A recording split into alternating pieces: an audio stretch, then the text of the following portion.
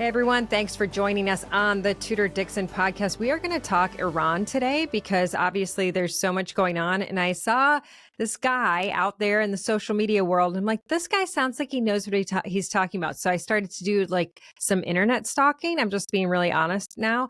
And I find out that he does. So I asked him to come on. His name is Bryan Dean Wright. You may know him because he is the host of The Wright Report and he is a former CIA ops officer. So thanks for joining me today. It's a pleasure to be internet stalked and be with you today. Well, I'm glad I did because I think you've done such a great job of breaking everything down. And it's important because I noticed that you're breaking down some of this, like these radical Republicans that are out there that are spewing this anti-Semitism and they're just like causing division and you just sort of putting them in their place. So tell me about that a little bit. Well, we have seen this splintering of the MAGA coalition, as it were. And look, the president won a tremendous victory last November with a lot of different kinds of people. And we're now seeing that, I think, play out in this debate. And unfortunately, we're starting to see a lot of really ugly trolls out there that are pushing some really terrible stuff. Look, this debate about what we should do in Iran, it's incredibly, incredibly complicated, very nuanced. There's lots of pros and cons to all of it. And that's what I'm trying to do with my podcast. Hopefully we can do that today with your listeners, and we can have a really good professional adult conversation because matters of war and peace should be that. And right now online, you're just getting a bunch of trolls and clickbaiters trying to make money. And it really is unbecoming, not just of those of us that do this work, but for the Republic. I mean, that's not a cliche thing to say. I don't know. And a very scary situation to just be throwing this information around. I mean, between what we've seen online and what we've seen out of even, I don't know if you saw the Whoopi Goldberg thing on The View, but this is like there's a lot of, I hate to use the word misinformation, but there's a lot of naivete when it comes to what Iran really is. And I think the American people don't realize how serious the situation is. And I think there's also some confusion because it's like, hey, with Iraq, we were told there were weapons of mass destruction and there weren't. And so everybody is very, for lack of a better term, gun shy about this. But now we've heard this report that President Trump has been in and out of the Situation Room all day. He is looking at having an answer on this in the next couple of weeks. So what is your take on that? So let's start with this. President Trump has been involved with the U.S. government in different ways for over 20 years, not just currently as president or when he had his first term, but even before that. This man is somebody who's been involved, and I can't go into details, but he has been involved in America's national security for a long, long time. So he is bringing a sober perspective that sometimes a lot of people don't understand. So I'll just leave that a little bit mysterious. But the point is, is a little bit mysterious. The man cares about this country, and he has worked for it for a long time. So what he's doing is he's sitting down with his team, and he's looking at the pros and cons of what we should do in Iran, especially that Fordo facility that, of course, is about 300 and some odd feet below the ground, probably holding a lot of centrifuges and potentially some very highly enriched uranium that makes no sense if you want a peaceful program, upwards of 60+% enrichment. So the president's saying, all right, on one hand, I clearly have run on and made clear to the American people for years that Iran should not have a nuclear weapon. That facility would almost certainly advance that. And oh, by the way, Iranian nuclear scientists have said, we have all of it's like putting the analogy they used was making a car. They said, we have all the parts to make the car. We just have to decide to make it. Okay, well, this is clearly not a civilian program exclusively. They're a little bit fast and loose with their words. So the president understands Let me stop you there for a second. A civilian program would be something more like energy, right? I think that's something for those of us who are not in the world of war. Thank you. Okay, all right. I just wanted to clarify. And that's like a 3 to 5% enrichment. So when you look at 60, that's where people are saying, why would you be at that level? Is that correct?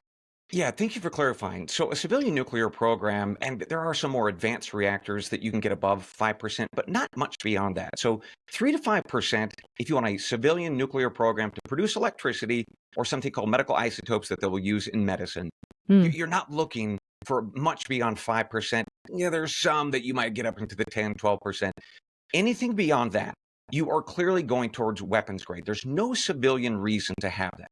So when you do what Iran is doing, which is 60+%, they're very clearly going up to the line, as CIA Director Ratcliffe said today. It's like a football team going down the field, and they're about the 5-yard line. They can't credibly claim that they're not interested in going into the end zone. They're making very clear that that's the direction they want to go. So I think that's the sober part of the analysis that we need to understand, that President Trump appreciates and understands. And he's sitting down with his team also knowing, I don't want to go into yet another Middle Eastern war. He said that to the team. I know folks on his team who have repeated that to me. He's aware. He's also communicating to leaders in the Middle East, Arab governments, and saying, this is your backyard.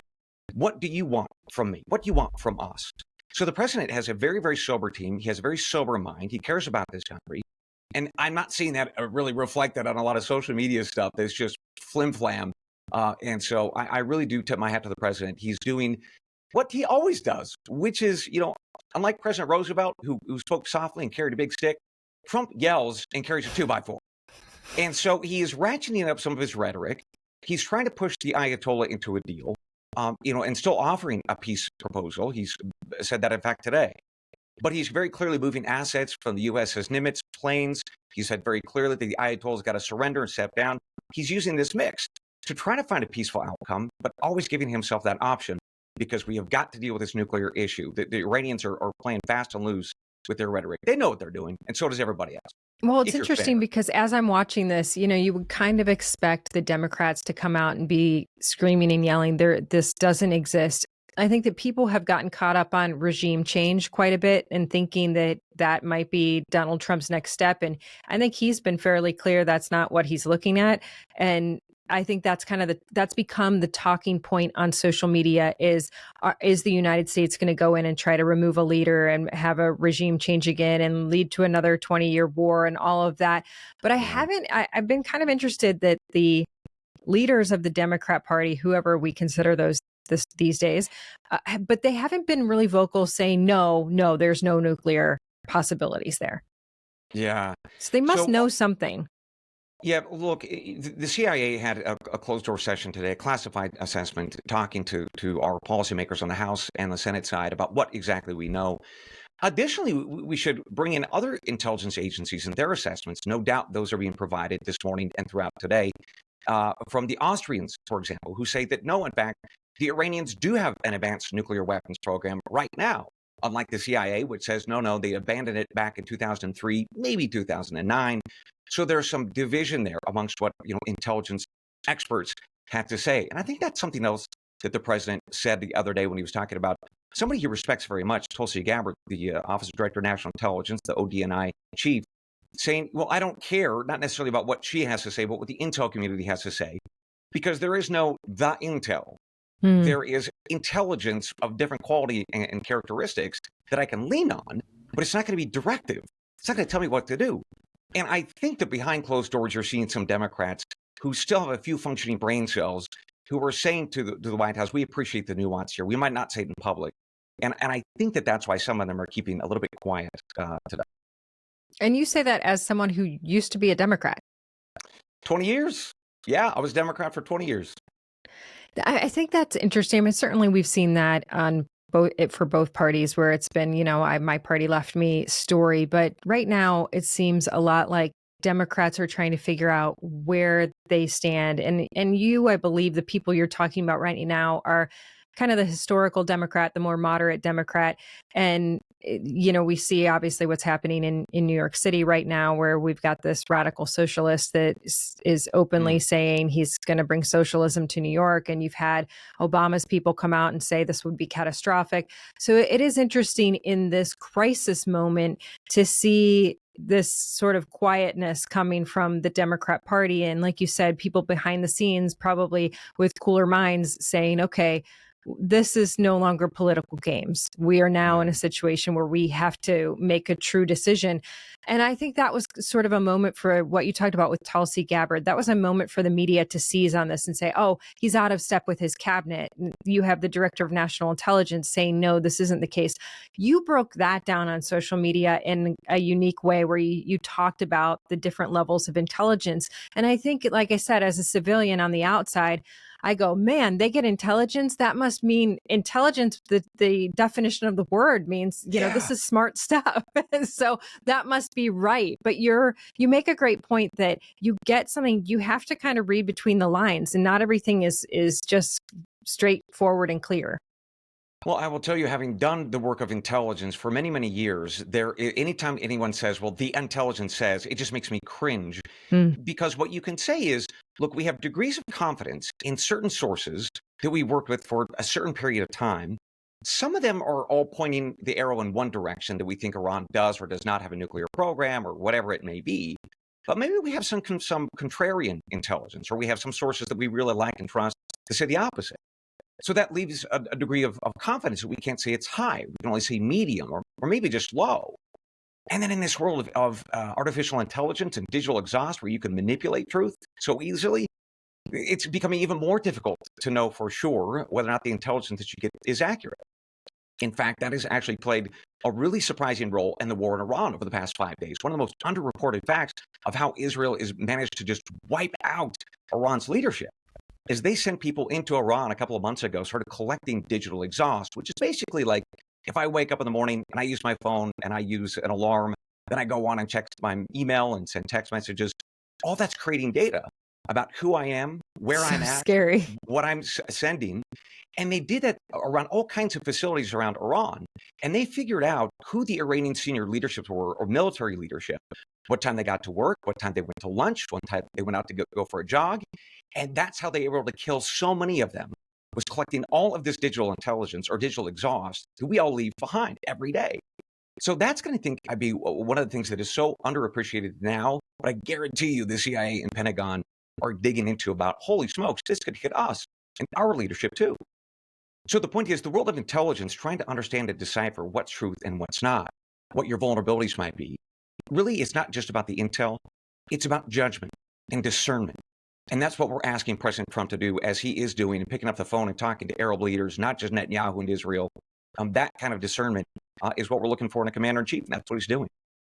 Well, that's an interesting point, that it's not, I think most people are saying he's just in lockstep with Netanyahu, but he is talking to the entire Middle East. And this is what I keep telling people. I'm like, you have to understand, when you hear that they are the world's leading state sponsor of terror, they are funding all of these groups. And the reason they were able to fund these to a higher level is really, if you look at what Joe Biden's administration did, they took off those sanctions, they allowed that money to be released to them. Once Iran has money, people don't understand the country is so much different than the United States. They're not helping the people. They're not feeding the poor. It's not like there's no charity there. They are funding terror. So when you see Hamas and Hezbollah and these groups, they're going in and they're being funded by Iran. And that's why the whole Middle East actually has a vested interest in seeing this go a certain direction. Yeah. Let me just underline that for us. A couple of months ago, United Kingdom, they arrested a terror cell, 4 Iranian nationals who pretended to be migrants crossing the English Channel as illegal aliens. They crossed over, they set up a cell, and they were hours away from bombing UK targets, to include the Israeli embassy in London. So that is how the Iranian regime operates. They're very, very, very savvy. They use sabotage teams, which, just to pause for a moment, 9 million illegals across our southern border. Might there have been a few sabotage teams in that group? So the point is, Iran is a very, very aggressive country. They use terror. They have done so for decades, since their revolution in 1978. They've had a couple of very key foreign policy goals. One is destroying Israel. The second is destroying America. So we know that is true as well. But, I think it's really, please go ahead.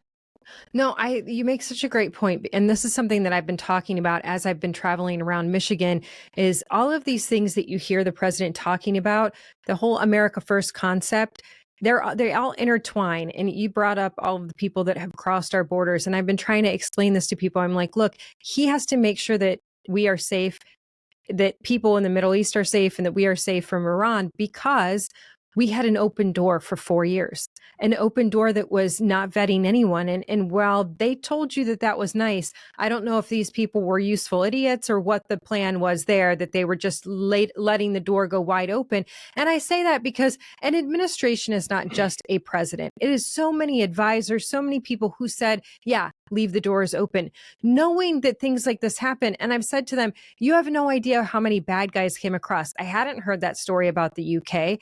That is what could happen here in the United States. Precisely. Look, it is so self-evident, and it was over the past 4 years, and folks like yourself and myself and others who could just use common sense and say that even if 0.1% of the 9 plus million are the bad guys, that's a lot of bad guys.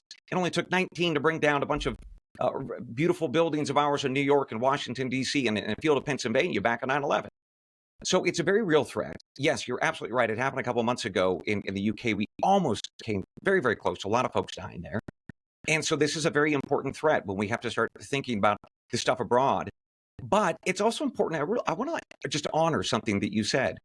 There are a lot of people out there, especially in I would say our generation and young men especially, who have had to fight these wars, who are now in their 30s and 40s and are looking at yet another Middle Eastern possible conflict. And they're like, oh, wait a minute. I'm losing an arm. I've lost a leg. I've lost my mind because PTSD. I'm not sending my son over there. I am not doing this again.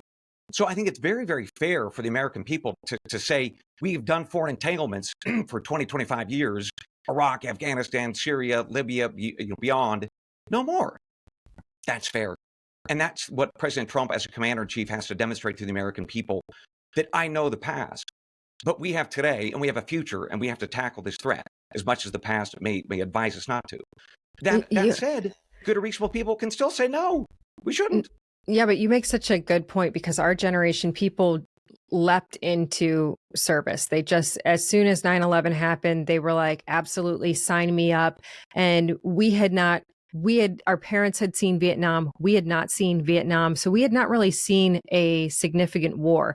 And there was this patriotism of, I've got to protect the United States. I'm going to step in. And that war was never ending. And then the way it did end was so traumatic. And you make the point that the military today is not what it was, certainly not what it was years past. I mean, now we are wounded from what we've sent to Ukraine.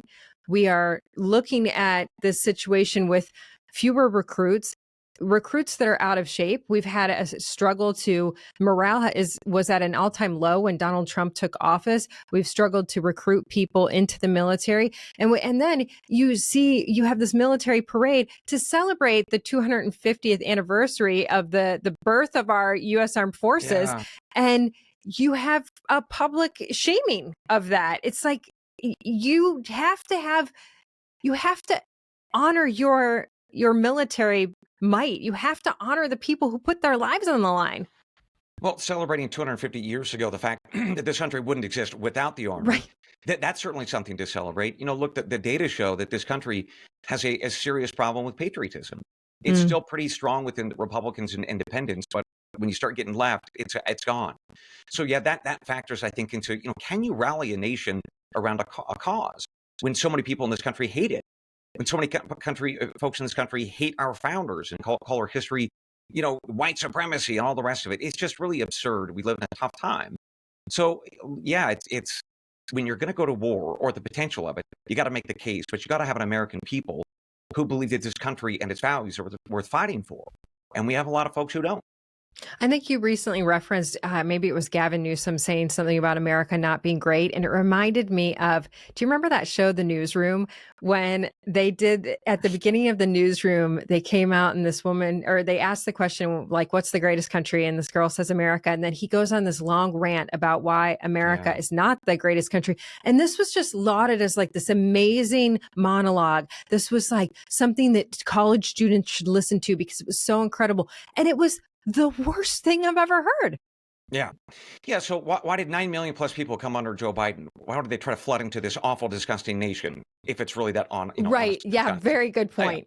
So look, there are governors. Gavin Newsom has said this. We also have a former governor Cuomo of New York, who said America is not going to be great because it's never been that great. This is a very consistent message by Democrats in this country. They hate it. They think it's awful. They make that case more than, we are an imperfect union and we've got work to do. But it's a pretty darn good place, and I am so glad to be here. I wouldn't want to be in Iran. I wouldn't want to be in North Korea. But okay, so you have Whoopi Goldberg, who comes out and says that living in Iran is the equivalent of Black people living in the United States.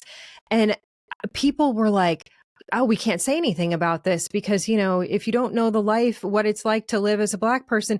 And I give Alyssa Farah some credit in this because she tried to say, gosh, there was a time when you could say that could potentially have been true. But today in 2025, I don't think you understand what happens to people in Iran. And I've studied the country over the past few years, and a lot of what was happening, gosh, it probably was in 2019 and 2018 when they were murdering the women in the streets for taking off their hijab.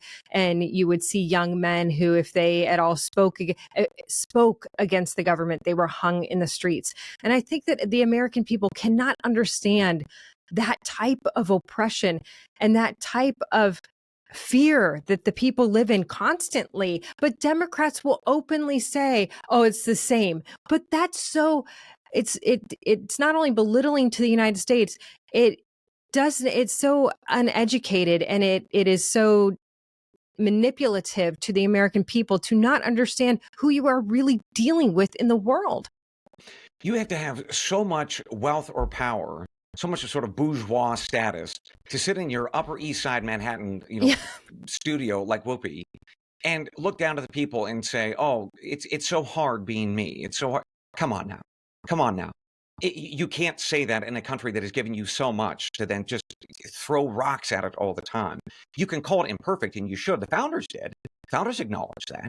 And we all have a challenge to make it a more perfect union. So there's nothing shocking about that. It's just so wildly disappointing and really infuriating to hear folks like Whoopi Goldberg say things like that. When I tell you, if she were to live in Iran or North Korea or any of these, China, right, these places are not nice if you like liberty. They're lovely if you like tyranny. But if you've traveled abroad, or even if you haven't, and you just pick up a book or a magazine and you appreciate what is going on in some of these countries, you are just so grateful that you live here, and why 9 million people try to come under Joe Biden and did. Oh, I mean, I met a woman who had been taken hostage by the government in Iran, and they had these, I don't even know how to describe it. They had these torture cells where you had to be crouching to be able to sit in the cell. And if your head at any point, so you had to be sitting on your rear end with your knees up and your arms wrapped around your knees. So, and with your head down, or else, because if your head went above the wall, they beat you with a cane, and people would just be, and she said she was there for over 100 days. And somehow she got out of that situation. Most people didn't live. The horrific forms of torture for just saying they want freedom, the horrific forms of torture that you would, as an American, you would, if you ever saw that in the United States of America, my gosh, it would be so foreign to us. Yeah. Look, this also goes back about 3 months when Representative AOC of New York, the illustrious socialist, said that actually, and I'm going to paraphrase what she said, but this is pretty accurate. She said, look, America may be in decline, but because America is so bad in so many ways, maybe that decline is a good thing. Maybe it's a good thing. And maybe from the ashes, something better can arise. That's a pretty accurate paraphrase of what she said. So that's really the Whoopi Goldberg, the AOC, the Democrat, frankly, the leftist view of this country is it's bad, it's irredeemable, it's never been that great. So let's tear it down and build something else, which is interesting. Go ahead. Yeah. That is something that I've heard not just from Democrats. I mean, I had a conversation the other night here in Michigan with a person on county commission, and I said, if we were to bring in some businesses into our town that had high paying positions, our town would be in a much better position, because what they've done here is they've built a bunch of low income housing, and then they made the downtown this great area you have a social district that you can walk around and drink, and all these new mom and pop restaurants have come in that nobody's going to, because the reality is that when everybody's housing is paid for and there's no jobs, they can't actually afford to go out to eat. And I said, if we were to try to focus on bringing in high paying jobs, it would, raise a lot of issues. A lot of issues would go away, because once people can pay for things, and you have competition, and then other companies have to pay higher wages. Like a lot of these questions of whether people can buy housing, whether people can go out and eat, whether people can spend, and you get more sales tax, those are taken off the table because you suddenly have competition and people are making money. And he was like, we don't want people. That's what he said. So, I'm sorry. Why No. did you build the downtown the way you did with the social district and everything? What do you mean? Well, we don't want to be like any of these other towns that are on the water where people are, it's just for us. Oh, And then said, we've rezoned so that we can have a whole sporting section. I said, well, okay, so are these paid programs? Oh yeah, the kids can come and do this and that. And I said, well, who's going to pay for it? Like, come on. How did we get to this point where we think everything is free and everything should be a joyful place where we can go out and drink and listen to music, but we're not going to worry about working? yeah. Yeah, that's a little bizarre. I got to tell you, there was thinking about the tariff wars, and President Trump, trying to reset global relations and the U.S. economy with tariffs. The BBC interviewed a mother and a son in Michigan, and they asked if they supported it. And their response by the mother was so poignant. She said, I don't know if this is going to work out well for us, but what I know is nobody else is fighting for us. What I know is that our towns aren't sick or aren't healthy anymore. We're sick. The son talked about his friends who are in their 30s and in their 40s who are broken. Something has happened in our lifetime, yours and mine, over the past 40 some odd years. Something horrible, I think, has happened to a lot of towns, especially out in Michigan, but well beyond, of the working class. And I think that the president, when we think about Iran, he knows that a lot of working class kids would have to be involved in a possible war in the Middle East. He's very aware of that. And that's why his reflex is to avoid war. So I think that's why he's still open to a peace deal with Tehran, even at this late hour.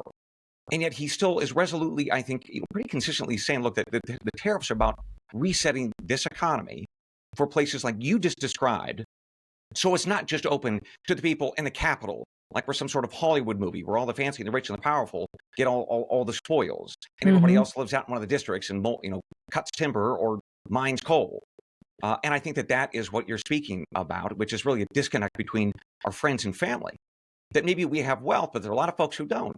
And it is not a lovely place if we end up the only ones who are wealthy and a lot of other folks are down in the gutter. That's just not a country you want to be a part of.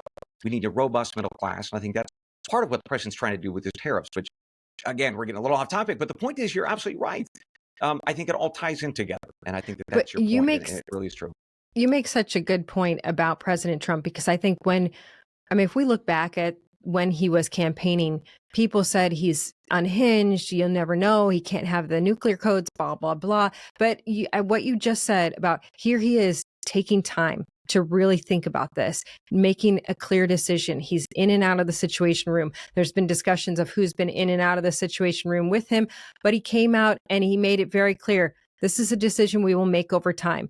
There is no split-second decisions. There's no irrational decisions. I mean, I believe that if you look back at the Biden administration and how they left Afghanistan, that was an irrational decision, because it was like, oh, this is the date, we're out. Doesn't matter if we're prepared. Doesn't matter if we have the Air Force Base secure. We're just going to blindly adhere to this date without any planning. That's not what you're seeing with Donald Trump. He's very calculated in making sure that the American people are taken care of. And it reminds me, honestly, of the day he was shot and he stood up and he looked out at the crowd and said, keep going, fight, fight, fight. Yeah. It wasn't about him. That is in your character. You can't fake that. And I think you make a great point is right now, he's not faking that. He is making sure he is very, very clear with the decision that's going to be made. Yeah, look, he's walking a very fine line, isn't he? He knows that the American people and his political base don't want war in the Middle East. He also knows, and he has run on the fact that we don't need more nuclear weapons in this world, and we need fewer countries with those weapons. He's been very consistent on that as well. He also knows that our military is struggling. He knows that we are $36 trillion in debt. He knows that our supply chains to rebuild our military are weak. He knows that our greatest threat is China. He is trying to walk a very clear line here, trying to accomplish a lot of very difficult things in one fell swoop. And it's tough. He's in a very tough position. So rather than to throw an arrow at the guy, I salute him and I pray for him. I love that. Well, I'm glad that it's him. I trust that he is working with great people. And like you said, it's a very fine line. There's no clear answer. And I think prayer is absolutely the right thing. You bet. Well, thank you so much for talking with us today. Bryan Dean Wright, tell us where people can find your show, because you have a show, right? I do. I do a 5-day a week podcast, morning news podcast. We go around America and around the world. We talk a lot about global stuff, but some domestic policies too. It airs at 3 a.m. Eastern time, which is pretty darn early for most folks. So that's good. You can get it 5 days a week, Monday through Friday, on all podcast platforms. I also have a Substack. Yeah, I provide people resources for all the things I talk about. I actually have links to all the sources that I use. So at any rate, but all podcast platforms, The Wright Report, like the Wright brothers, every day, Monday through Friday, 3 a.m. Good. Awesome. I mean, I'm so glad I found you. I'm glad we had you on. I totally enjoyed having you on. So thank you so much. And thank you all for listening to the Tudor Dixon Podcast. For this episode and others, go to TudorDixonPodcast.com, the iHeartRadio app, Apple Podcasts, or wherever you get your podcasts. And you can watch it on Rumble or YouTube at Tudor Dixon. And join us next time. Have a blessed day.